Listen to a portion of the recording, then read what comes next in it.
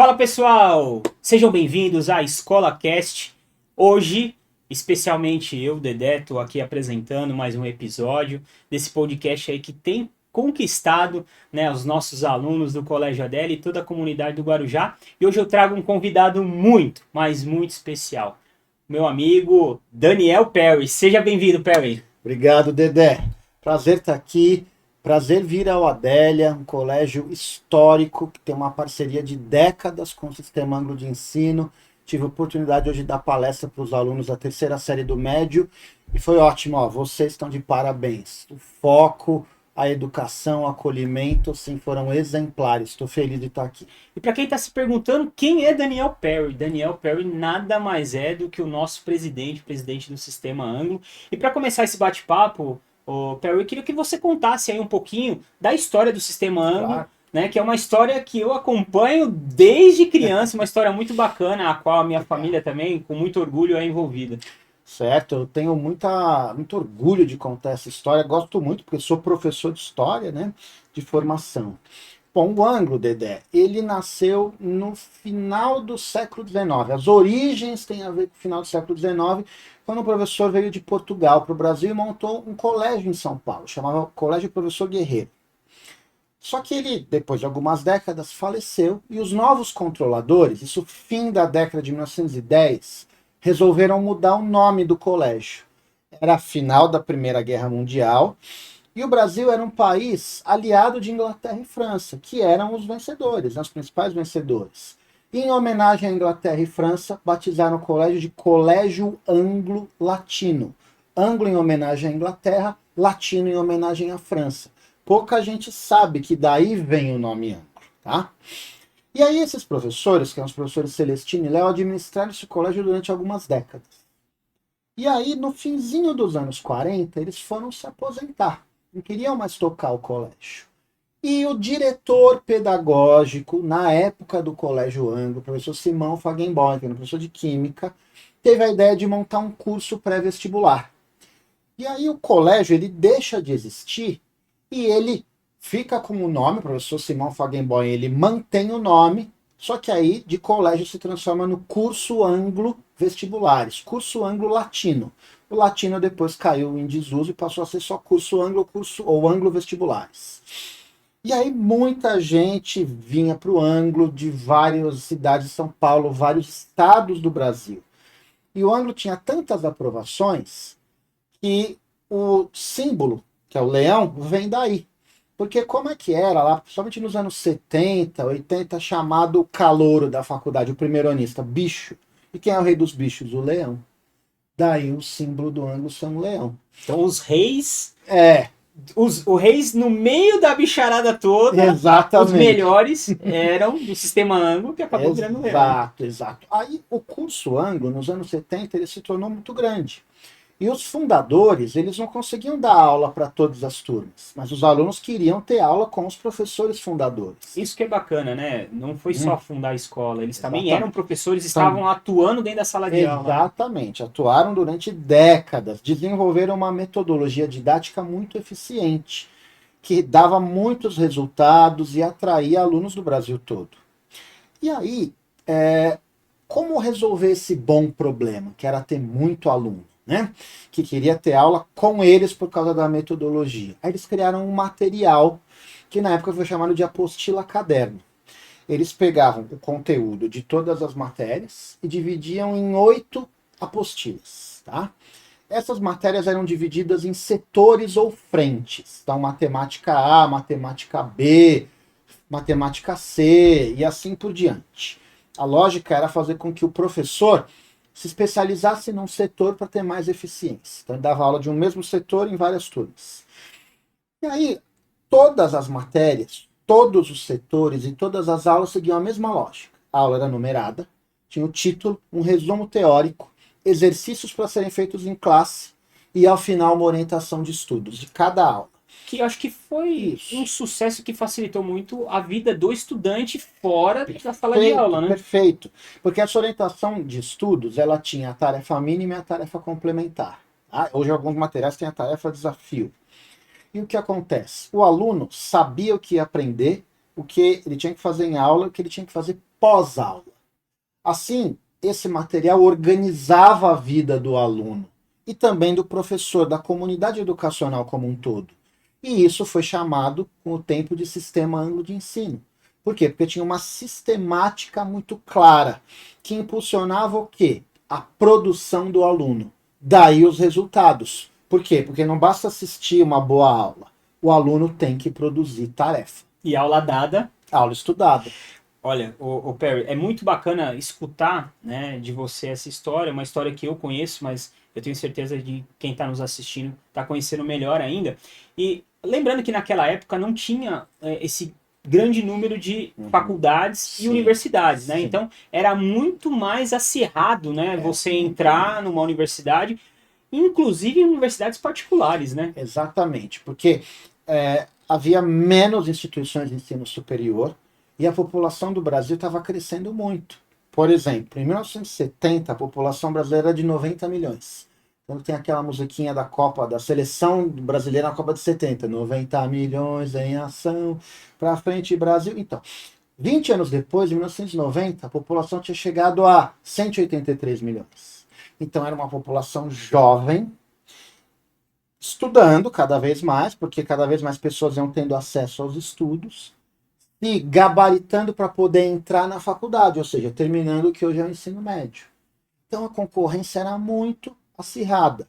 Daí, naquela época, anos 70, 80, até os anos 90, os cursos pré-vestibulares serem muito grandes, tinham muitos alunos. E o ângulo, como tinha alunos do Brasil todo e resultados incríveis nas principais universidades, ganhou muita força em termos nacionais. Né? Como foi que o sistema, né? Como foi vamos dizer, a descida do sistema para a educação básica? Certo. Né? Porque antigamente as pessoas realmente deixavam para se preocupar, né, com o conteúdo e se preparar melhor no final do terceiro ano do ensino médio ou lá quando estava no terceiro, né? E veio a proposta do ângulo já preparar esse aluno na educação infantil. Exato. Então, o que aconteceu? Isso foi com o tempo. Nos anos 70 tinha um material só para pré-vestibular. E aí começaram a surgir cursos pré-vestibulares que eram parceiros do ângulo, tá? Em várias partes do Brasil. Nos anos 80, foi elaborado material para o ensino médio. Depois dos anos 90, Fundamental 2, Fundamental 1 e ensino infantil. Eu peguei década de 90, eu já fui aluno ângulo na antiga oitava série, hoje sétimo ano. Já Então, foi... Hoje, não, oitava série é o nono ano. Nono ano, você então já pegou o início desses materiais. E o que acontece? Começaram a surgir muitas escolas particulares, Dedé. Por quê? Porque até os anos 70 havia poucas escolas particulares, eram escolas muito caras, escolas só para elite mesmo, em geral confessionais, né, da Igreja Católica. E até mesmo a população era menor. Era menor, a classe média estudava na escola pública. Inclusive a escola pública não era para muita gente. Por quê? Para entrar em escola pública tinha um processo seletivo tinha também, um processo seletivo. Tanto que, os nossos pais, avós sempre dizem, na minha época a escola pública era boa. Né? Por quê? Porque de fato era. Porque havia muito menos escolas, inclusive.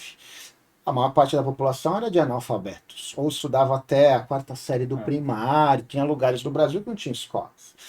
Só que aí as escolas públicas, elas foram crescendo nos anos 70 sem qualidade. Acho que o país cresceu desordenadamente, né? Exatamente. E aí não houve muito investimento e a escola pública ela foi perdendo a qualidade. E parte da população que estudava na escola pública resolveu migrar para escolas particulares. Então começam a surgir muitas escolas no fim dos anos 70, nos 80, 90. E essas escolas precisavam do quê? De uma estruturação do projeto pedagógico, que não é nada fácil. Não. Então, o sistema ângulo ele foi crescendo nesse contexto, oferecendo às escolas o quê? Um material bem organizado que ajudava a estruturar a vida do professor e do aluno. E aí ele começou a ser adotado por cada vez mais escolas no Brasil todo.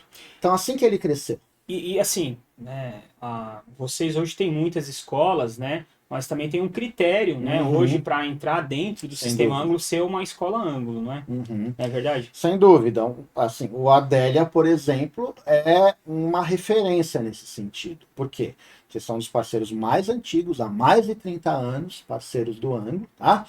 Sempre prezando o quê? Pela organização, pela qualidade pedagógica, né? Pela defesa do ensino forte. Então, uma escola, para aderir ao ângulo, para se tornar parceira, ela tem que ter essa convergência de propósito.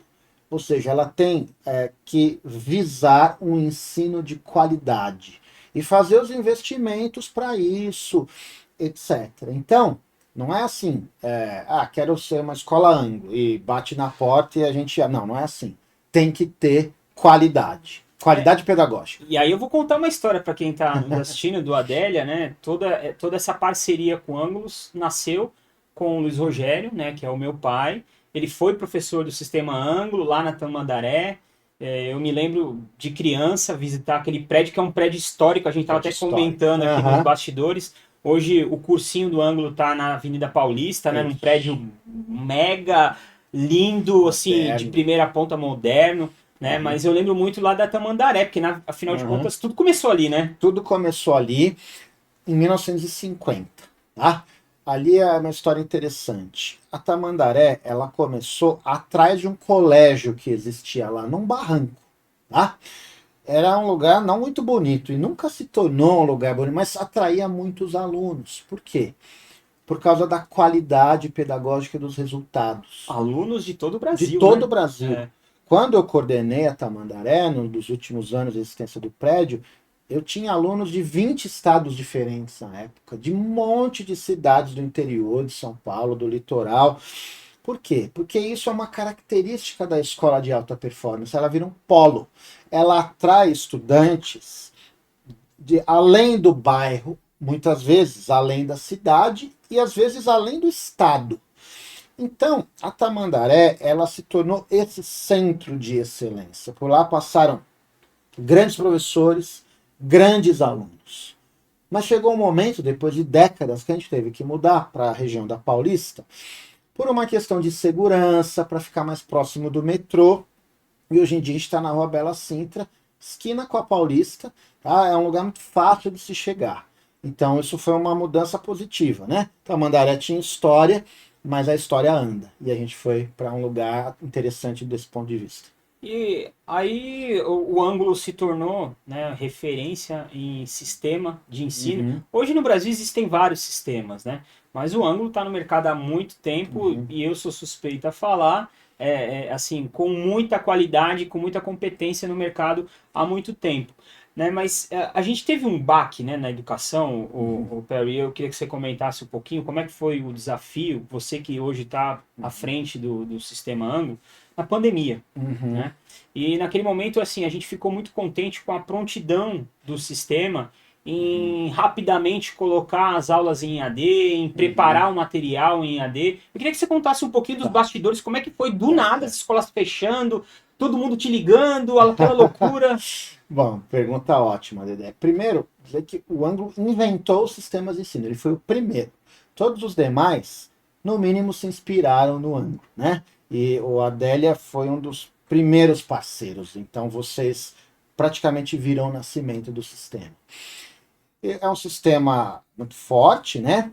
Que teve que lidar com um grande desafio, que era, de um dia para o outro, fornecer às escolas e aos alunos o material e a possibilidade de haver aulas ao vivo. Eu estava lá e eu lembro bem que eu fui chamado pelo presidente da Somos Educação, que é a dona do ângulo, para discutir o que a gente vai fazer, né? Porque a pandemia já vinha se espalhando pelo mundo e dava para prever a chegada dela ao Brasil. Então, foi feito um acordo com o Google, tá? E o ângulo, através da plataforma Plural, passou a oferecer a possibilidade dos professores ministrarem aulas dentro do Plural, tá? Num ambiente virtual em que os alunos acessavam, viam o professor, podiam interagir com o professor. Foi feito um grande investimento, foi uma operação de guerra, tá? E isso somado ao material digital que os alunos tinham acesso e a provas que eram feitas através do plural. Então, em pouco tempo, o Anglo conseguiu oferecer essa estrutura. As escolas, claro, tiveram que aprender como criar as aulas digitais, criar acessos, não foi tão simples. E foi assim, a gente como escola, né, principalmente lidar com os professores que estavam muito acostumados, né, com o quadro negro, né, Isso. com o contato com o aluno, realmente foi ter que botar o professor na sala de aula e reexplicar para ele como é que ele tinha que fornecer aquele conteúdo, né, porque foi complicado, né, foi difícil. Foi porque, veja, o professor ele teve que, de um dia para o outro, mudar o jeito de dar aula. Não dava mais para dar aula escrevendo na lousa, né?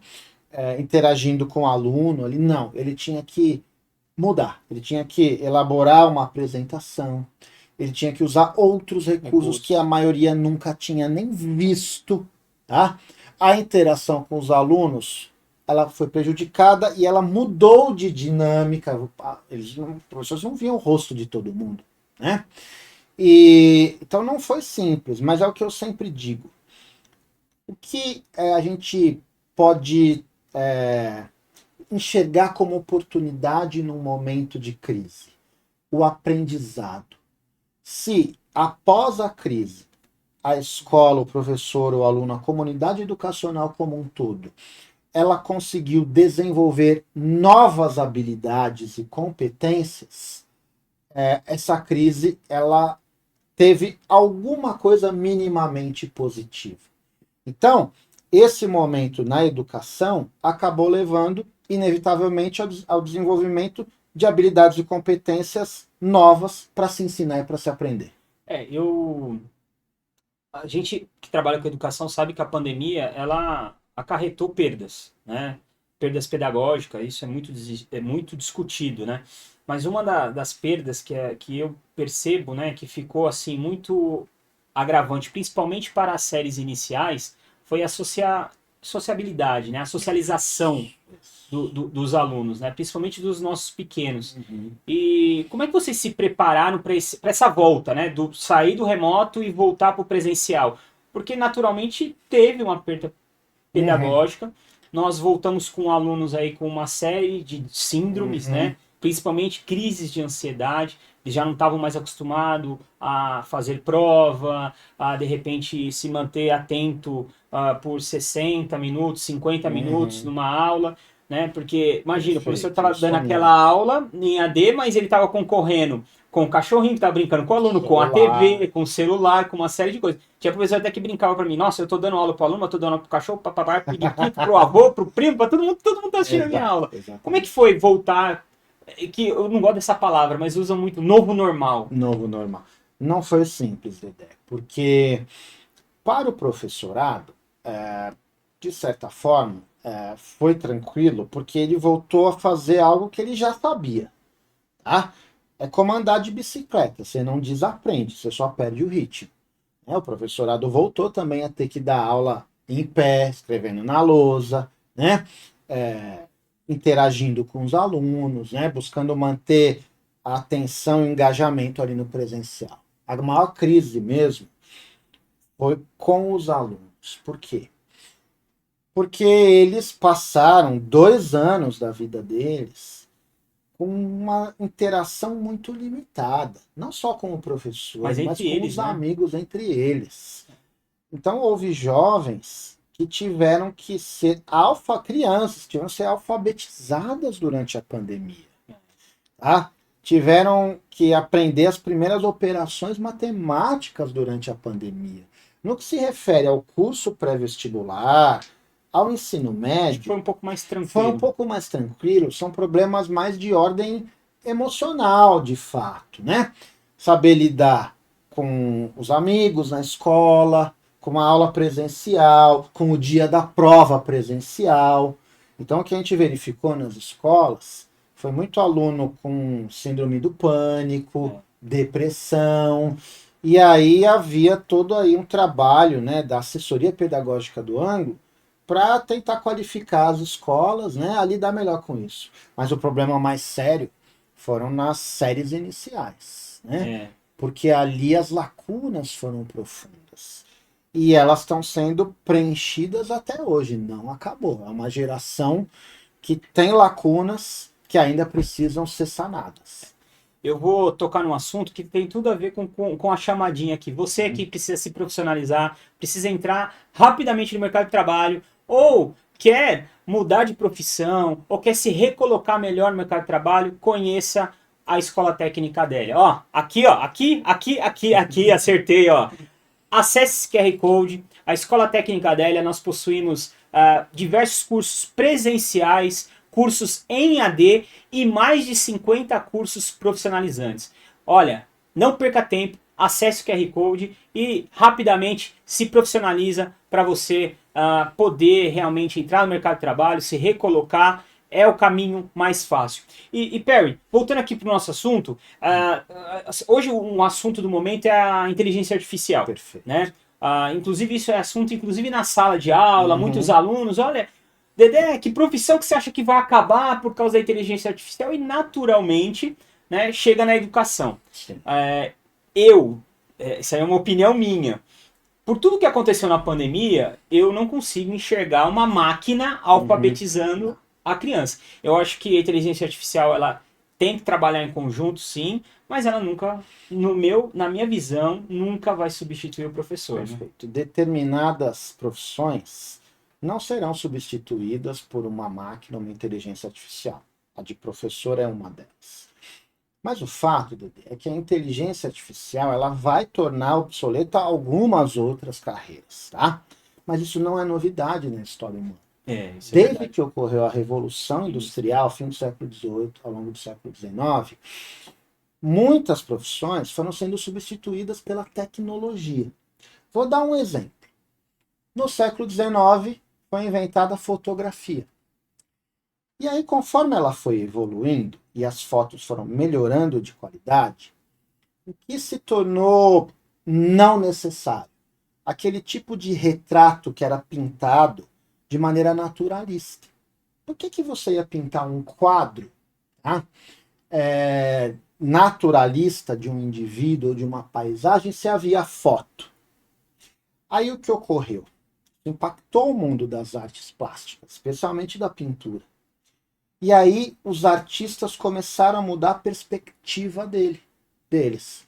Então se desenvolveram movimentos como o impressionismo, expressionismo, o cubismo, o dadaísmo, que não seguiam mais aquela lógica da pintura naturalista que reproduz de uma maneira mais realista possível uma pessoa ou, sei lá, né, um jardim, uma árvore, uma fruta.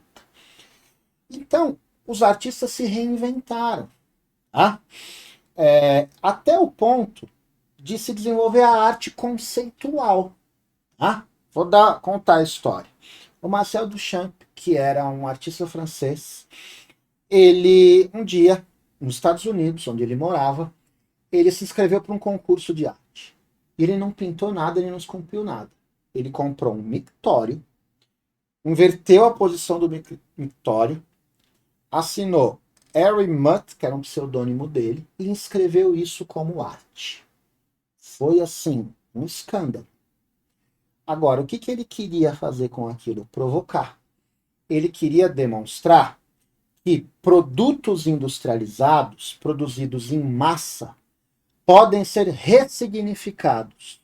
Ele estava querendo criticar, na época, o próprio capitalismo industrial, ele queria criticar a padronização, a massificação e fazer o indivíduo pensar. Ou seja, ele inventou um tipo de arte em que o artista ele não precisa saber pintar, desenhar, esculpir. Isso são ferramentas alternativas. Mas ele inventou um tipo de arte em que o que vale é o conceito. Daí a arte conceitual.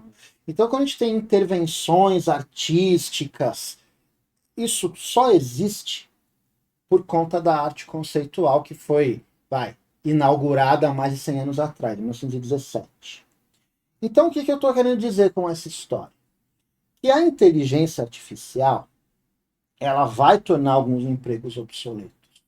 Ela vai levar à ressignificação de uma série de coisas.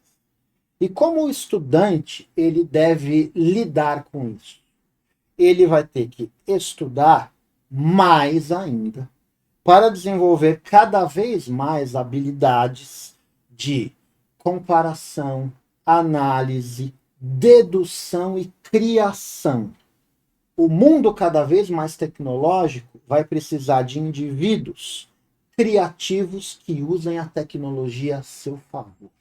Verdade. É isso que vai acontecer e é isso que eu defendo, que as escolas façam, desenvolvam a criatividade do aluno. E criatividade, Dedé, não é uma criatividade só no campo artístico.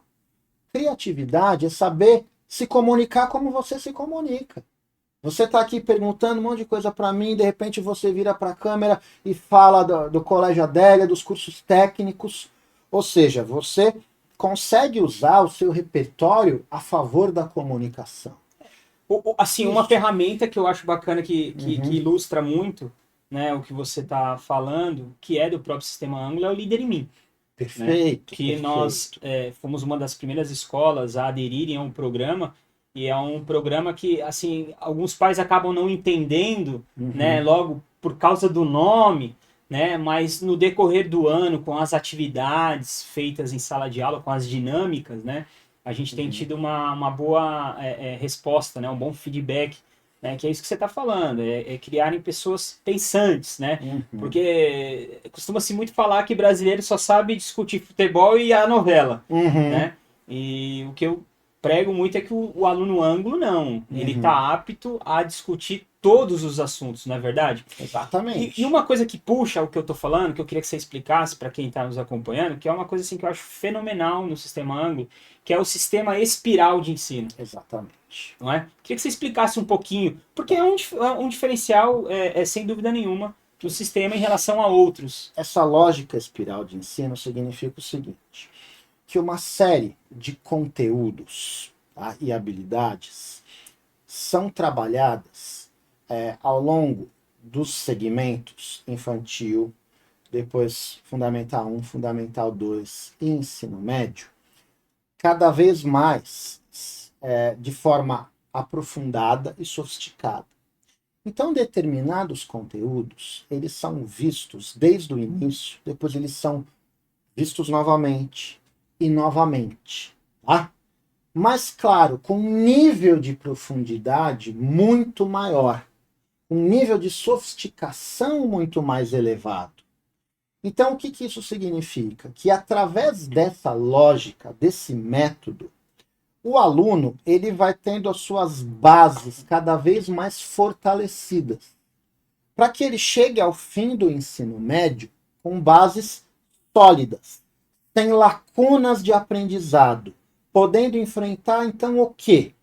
Os principais exames vestibulares e o mercado de trabalho.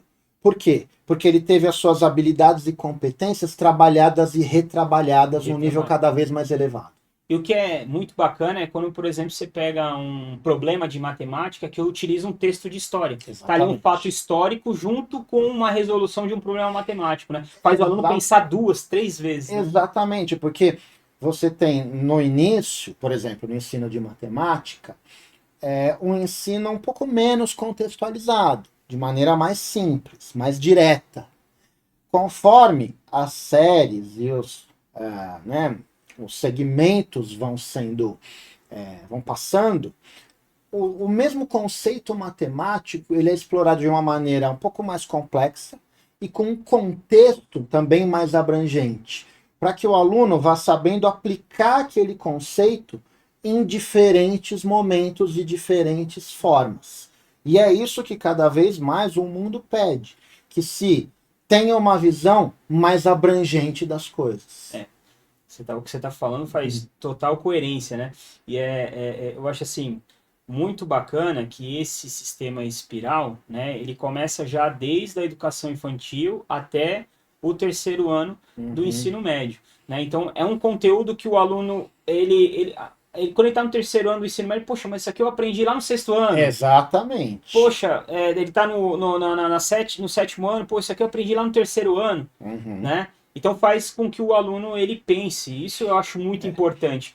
E assim, eu queria que você falasse um pouquinho também mais. A gente tá falando de inteligência artificial, mas o plural, né? O plural Uhum. é um diferencial aí do sistema Anglo que realmente trazer a tecnologia, né? Realmente para casa do aluno, porque uma coisa é o aluno com o professor com o material, né? Uhum. Outra coisa é o aluno em casa, Exatamente. né? Queria que você falasse um pouquinho do Claro, plural. a plataforma Plural, ela também vem se desenvolvendo há um bom tempo, há mais de 10 anos, ela vem se tornando cada vez mais sofisticada, abrangente e eficiente, tá?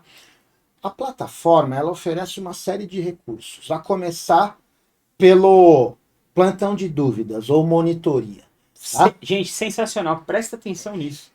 Esse foi 24 horas, né? exato, esse foi o início do Plural, tá? Então, hoje em dia, o aluno, ele entra no Plural, ele seleciona o material, né, que ele usa em classe, seleciona a matéria, por exemplo, biologia, seleciona o setor, botânica, seleciona o assunto, sei lá, pteridófita, samambaia. Aí já vão aparecer todas as questões, todas as dúvidas que já foram postadas e respondidas. Às vezes a dúvida do aluno Já tá ali. já está ali, né? São milhares de dúvidas já respondidas. Mas mesmo se não tiver, ele pode tirar na hora. Ele digita, ele manda um print de tela ou até uma foto do exercício. E aí, né, um professor, ele vai analisar aquilo, responder 24 horas. Gente, Tá? olha, imagina você que é pai, mãe, tá nos assistindo. Imagina se existisse essa tecnologia quando você estava no Fundamental 2, no ensino médio, ou para quem não lembra, no primeiro grau, no segundo grau. Olha, 24 horas, só o sistema Anglo Uhum. oferece isso. Tem um professor no monitor lá, né, para o seu filho ou para você, aluno, através do plural, tirar suas dúvidas. E foge muito aquela desculpa de todo aluno. Ah, eu não estou entendendo o que esse professor fala. Ah, eu não gosto muito desse professor. Tá lá a plataforma com os monitores, né? Exatamente. Esse é um recurso incrível que ajuda o aluno a ir preenchendo essas lacunas naturais que ele vai tendo, porque muitas vezes ele não consegue entender tudo na hora da aula. Não difícil, né? Além desse recurso, tem outros. Dependendo do material e da série, né? O aluno vai ter vídeo de resolução de todos os exercícios da tarefa. Todos os exercícios da tarefa. Ou seja, é o autor fazendo a Uhum. resolução daquele exercício que Exatamente. foi proposto por ele na apostila. Tá lá na apostila, não conseguiu resolver? Tem no plural um videozinho com a resolução, para ele entender como faz o exercício. Dependendo do material, tem a aula gravada, né? Aquela aula gravada.